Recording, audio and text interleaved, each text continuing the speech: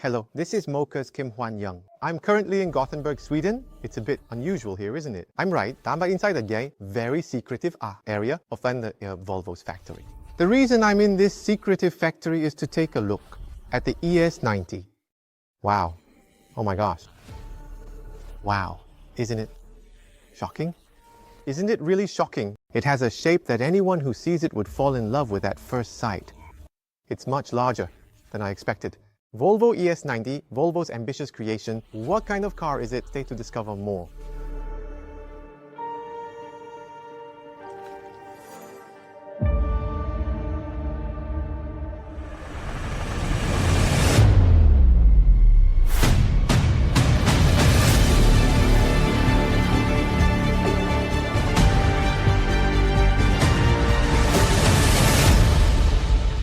The silhouette is really impressive. It feels like an amazing car. First of all, the length of the car is incredibly long. It's a 5-meter long car. The wheelbase is over 3,100 meters. If you're looking for a similar car, it's the Genesis G90. It's a car that's closer to the G90 than the G80. Overall, when you look at the car, almost every part of it looks stylish. The car just looks sleek. Moreover, the line continues all the way to the end. The car looks somewhat lower and longer. It gives a more streamlined look at that. When viewed from the front, it's cool in many ways. This is what we call Thor's hammer. These days it feels like it's been digitally transformed. The DRL is also long and vertical, so it makes it feel like the car is really touching the ground, giving it a confident feel. And actually the characteristic of Volvo cars is that the bonnet is very long. Actually, when they switched to electric cars, I thought that the bonnet wasn't necessary to be this long, but since it's Volvo, they kept the Volvo style. There are parts that I think this Volvo style is really cool, but there are also people who say that it's too long and they don't like it. Maybe that's why when you look at it from the side, it's cut off like this. So this is the overhang. This part looks very short, creating the feeling of looking at a German sports car. It's like a BMW, right? I think, in my opinion, it's an incredibly cool design that has been reborn in this iteration. Overall, to properly showcase the very sedan feel, the height of the body is kept quite low while still giving it a slightly stylish and sleek SUV vibe. Because of this, the minimum ground clearance is relatively high. While the exact height hasn't been disclosed, it seems to be approximately around 18 cm. The good news is that it has adjustable air suspension. So while it feels a bit high at the moment, you can lower it or raise it as per your preference. Of course, when driving at high speeds, it automatically lowers as well. And if you're going off-road or somewhere like that, you can raise it a bit more for better use. Oh, that's really cool. Volvo's design features are somewhat slim and sleek. The way it effortlessly and seamlessly glides smoothly in a harmonious and continuous manner in a single line from one end to the other seems to be a key aspect of Volvo's design. Now moving to the rear. Wait a minute, is this really the sedan I knew? Oh, it's not bad, but it's not bad. Remember the car we saw before, the EX30? This gives off a somewhat strange feeling. Of course, having the lamps designed this way has its advantages. If we look at the first generation Volvo XC90, the purpose of having those lamps up high was to enhance safety so that taller trucks or vehicles following behind wouldn't miss seeing this car. But still, isn't it a bit much to have this on a sedan? I do think that Volvo's intention is to provide as many lamps as possible and to make them a bit higher for safety. After all, being the original in this kind of lamp design, it seems they've gone with this approach. It's quite pretty, right? It's beautiful, really beautiful. These lamps naturally work as welcome lights. The front headlamps look like this. The tail lamps light up like this. It looks fantastic. Plus, during the day, it gives off this vibe, but what does it feel like at night? At night, it looks like this. Wow, it's different, right? From the back, when you look at these lamps from a distance, they really hold a lot of significance, especially for trucks. The same goes for the front. Let's take a look at the headlamps. Wow, the headlamps definitely make a strong presence, right? When this car comes on at night, you can really feel, oh, this is definitely a Volvo. Look at this. The lights are amazing, right? The turn signals light up like this in the front and like this in the back. Oh, it's beautiful, really stunning. How do they come up with such designs? This is definitely Volvo, right?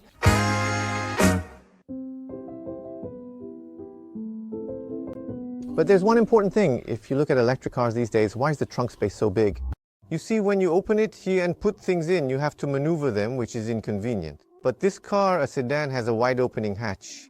Wow, it feels spacious and bright inside. Look at the lighting. Check out this color. There's space for shopping bags. It has a wide area for lots of stuff, and you can close it all at once. A nice feature. Having a shelf like this can be inconvenient, right? Using it every time is a hassle, so it fits into the glass area. Closing the screen against the glass prevents peeking inside. Why haven't others thought of this sooner? On both sides there are additional storage spaces providing simple options. As a luxury brand, Volvo attends to these details. If you close the screen like this on the glass, it also provides an additional function that specifically prevents you from looking inside. I wonder why other manufacturers don't make things like this sooner. And if you look at both sides, there is a little more storage space like this. There is also extra storage space like this, so you can easily put things in here. Volvo, as a luxury brand, indeed meticulously provides these things like this. In fact, such as this, you can see how they pay attention to detail. It's impressively neat. Look how immaculately tidy it is. And over here, there are these additional features too. I've always wanted the seats to fold in a 4-2-4 configuration, and they do. Usually the middle section could only fold from the inside, but now you can fold it from the outside as well. This makes it extremely convenient for a variety of situations like loading long items such as skis or ladders, especially considering the fact that we are in Sweden and you might want to pick up stuff from IKEA. And of course you can fold it down even more.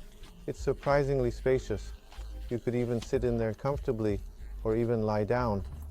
With the glass roof, you can look up and enjoy the beautiful Swedish scenery. They've really thought of everything. Now, there's an electronic button here whose purpose isn't clear yet, but since this isn't a production model, I can't say for sure what it's for. However, I can see that this button might allow you to raise or lower the vehicle in future production models. And this car doesn't just have a trunk in the back, it also has a frunk in the front.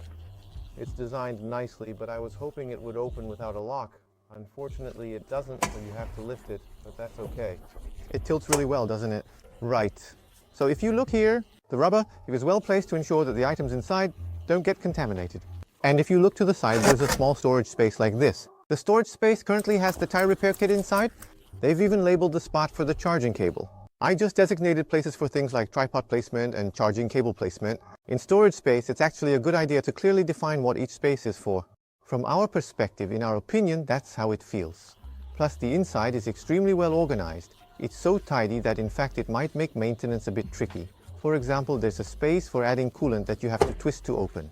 And over here, the brake fluid is also specifically designed to be opened by twisting. They've made sure that any spills from the brake fluid or coolant won't overflow, keeping everything contained and preventing any unwanted liquid from getting inside. However, there's one downside. It's not particularly easy to access these areas. There's not much room for an average person to handle it on their own without assistance. Honestly, who's going to add brake fluid or coolant? Most people won't do that, but everyone definitely adds windshield washer fluid at some point. Who doesn't, in all honesty? The problem is your windshield washer fluid container is this big, and trying to pour that into this space can be a bit of a challenge. It feels like it might just get stuck right here, in this confined space. It might be stuck here, windshield fluid here. Can it fit here? Of course, if you go to a service center, they can handle it with something like this, but I think it might be a bit frustrating for regular people trying to do it at home. That's what I'm thinking. Honestly, this car isn't really meant for just showing off features like this. This car, true to Volvo's reputation, is equipped with various safety features. For example, if a pedestrian is hit by a collision, their head will hit here. This area is where a pedestrian's head could collide, which means there's a possibility of injury. So they've designed it with explosives that work in conjunction with the airbag sensor, allowing the hood to lift slightly in the event of an accident. It's not just about my safety, it's also about looking out for the safety of others, which is what Volvo is all about. Made of aluminum, is durable. And over here you can see things like this. The wipers are pretty. Look closely, there's something at the end. There's a reason it's here. The reason it's here is it appears next to the wash helicopter. Is it meant to attack the person next to you? Not. This wash helicopter wiper goes up and then sprays the wash helicopter from here. What is this here? There's something weird about this. What is this? This is the LiDAR. This car has one LiDAR installed and it has 7 cameras. It has 15 ultrasonic sensors installed An incredible and advanced amount of sensors just completely surround the entire car. This car is fundamentally aimed at autonomous driving, so it has enough ultrasonic sensors, radars, and lidars for full autonomy. Of course, the software isn't absolutely ready yet, but the hardware and sensors inside are sufficiently equipped. It uses the state-of-the-art AGX Orin chip, which is from NVIDIA, as you might already be aware, and it boasts an impressive 5 out of 8 tops. What is 5 out of 8 tops? In 1 second, it means that it can perform 508 trillion operations. So the cars that we usually call HD2 in our country, cars that are used by Hyundai, Kia, etc., are 1 tops. The ones that are planned to be made as HDP are usually 10 tops, 508 tops. It's incredible, right? That's why this car is equipped not only with basic features, but also with various functionalities that can be upgraded through software. Because of this solid hardware foundation, it can be upgraded to autonomous driving and other diverse capabilities through over-the-air updates. That's why we refer to this car as a software-defined vehicle, or SDV. I get that it's built on such a foundation, but you're probably more curious about whether it's a car I would actually want to drive, right? So, let's get inside and check if the interior and various features of this car are functioning properly.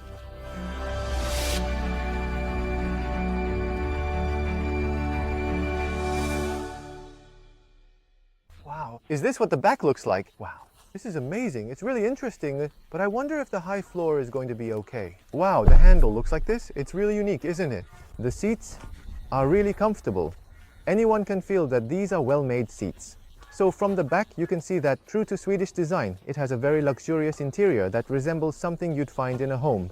There's enough space to stretch out and sit comfortably. But there's one problem. The floor is high. The high floor is an issue. It's not exactly a flat cushion, but it feels like I'm sitting in a baby chair. If you think it's a bit uncomfortable, you could say it's uncomfortable, but I actually don't mind this seat.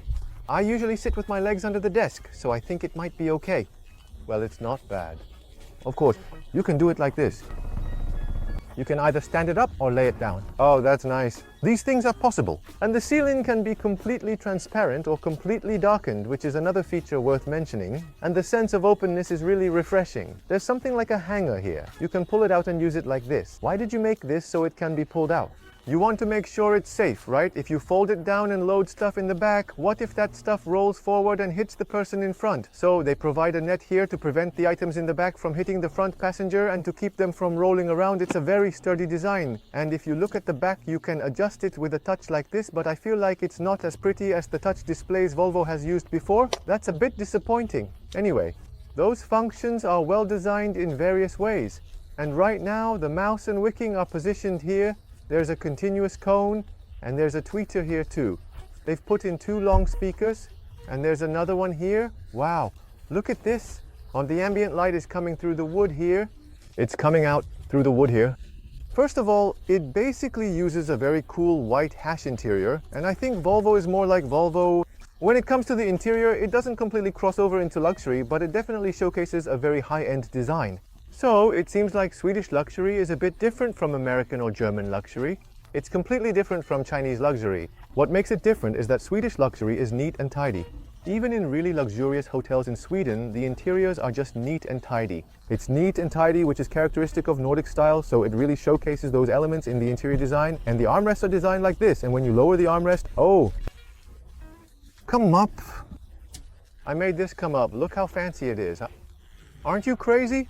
Volvo used to have issues with this part. It looked a bit awkward and poorly designed, but now with the upgrade, it feels luxurious. They've done a great job with the design. It surely feels high-end. It has these low armrests, and the armrests itself are very thin, so even when you're sitting in the middle, it still looks pretty good. The legroom in the middle is decent, and since the middle is flat, you could sit there comfortably for a long trip without your head touching anything. I'm satisfied with the back seat. It shows a lot of thoughtfulness. The seatbelt comes out from the wall here. Now, sometimes the seatbelts are attached here. What problems can arise if the seatbelt is attached there? When you lean back, it can get in the way, so to prevent that, Volvo has designed it to start from the back. You can feel that Volvo is all about safety. The middle seatbelt is also designed to start from the back, extending all the way back. When you go to the back like this, it pops up here, so to prevent you from jumping, the seatbelt starts from the back, which makes you feel that Volvo is Volvo. You can see that the middle seatbelt is also designed to start from the back and extends all the way back like this.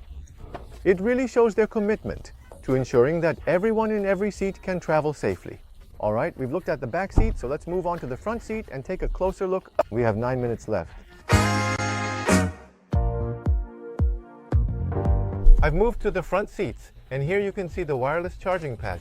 There's a spot for 2 phones, but only one side has the wireless charging pad.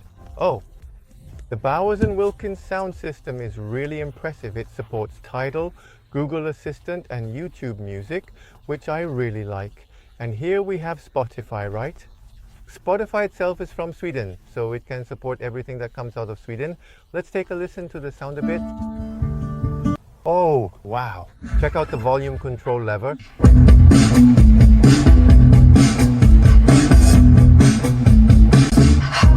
Play. Music, boom. I'm sorry for the hand. That got caught. Wasn't this what a boom was like? This isn't the boom I wanted. Blocking if you retreat, blocking if you retreat, blocking if you retreat. Are you really crazy? The sound is coming from the front, the sides, the back. It's just everywhere, and even from the ceiling. It feels like the sound system is wrapping around our bodies. Wow, it's insane. The Bowers & Wilkins sound system really feels like the ultimate experience. And looking at the dashboard, it's very slim. But for something like this, it's not bad at all. It shows quite a spacious area, and you can see it functioning properly without being blocked by the steering wheel. The PR&D layout is really well done too. In D mode, if you pull it again, the autonomous driving system kicks in. The other buttons work like this, allowing you to steer properly. Unfortunately, we can't try those features in our car. Considering everything, what do you think about these features? Isn't it really quick? It's just so fast. Look at the response. Wow, isn't it insane? How far is this going to expand? The Volvo factory is now completely visible. How many cars are there now? Aren't we not supposed to show this right now? It's amazing. First of all, you can show various things through Google Maps like this, and it's really boom, really responsive. Just to reiterate, this car has 2 all-in chips, 508 tops, which is more than enough. It demonstrates sufficient performance to keep installing various apps, not just Google, in the future. There will be continuous updates via OTA, and some of those could include features like driving modes. The driving mode is called Pilot Assist, which currently includes Steering Assist, Lane Change Assist, and Curve Speed Assist. Not only that, but full autonomous driving will also be starting soon. And right now, this car is equipped with air suspension. You can press a button to raise or lower the air suspension, or the car can automatically lower itself when driving at high speeds. I expect that these features will be better supported through software updates in the future. Even this air vent, right? Even the usual air vents have a certain shape, right?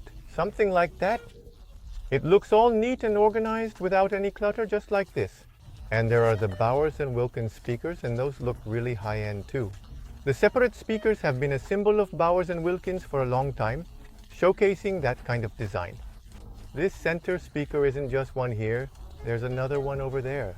Look here and here, and also check out the headrest. The headrest also has Bowers & Wilkins speakers built into it. There are 2 speakers, so the mesh is all over the place.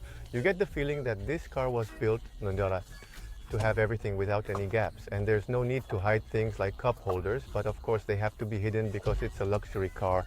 And when they're hidden, they use real wood, but many people ask, how can it be eco-friendly if you use wood?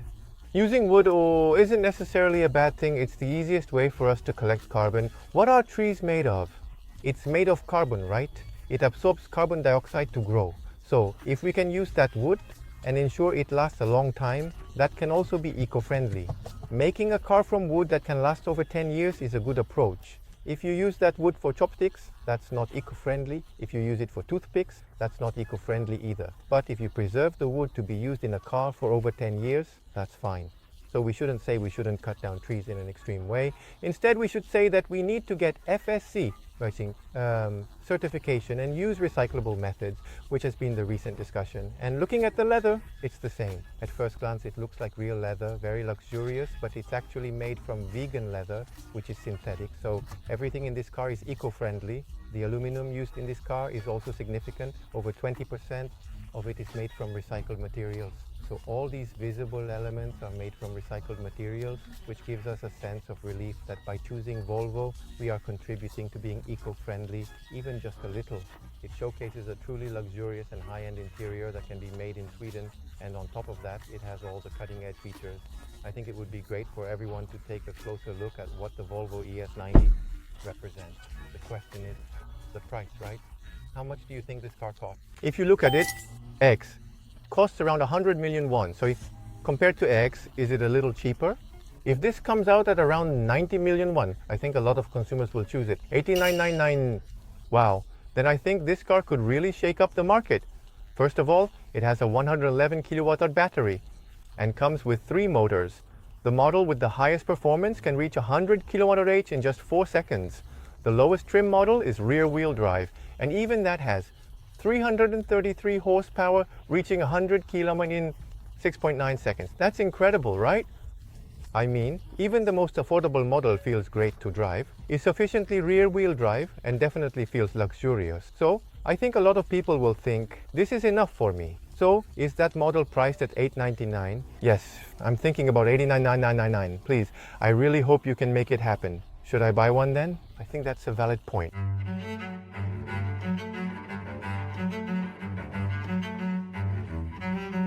Wow, I really rushed through that. I'm so sorry for the lack of time. I'll take another look the day after tomorrow, and I think I can provide more detailed information then. So far we've looked at the exterior, and honestly it's quite surprising that Volvo has made a car like this. When we think of Volvo, we usually think of them as an SUV or covey specialist. But seeing their first electric sedan, it's clear that they can create something practical, stylish, and valuable as a sedan. With the SPA2 new platform, I'm also excited to see how electric vehicles will be built moving forward. This has been a great review. I'm Mocar Kim Han-yong. Thank you.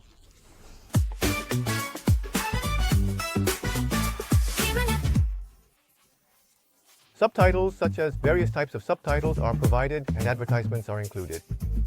This encompasses a variety of elements, such as subtitles that provide text for spoken words, and advertisements that promote products or services.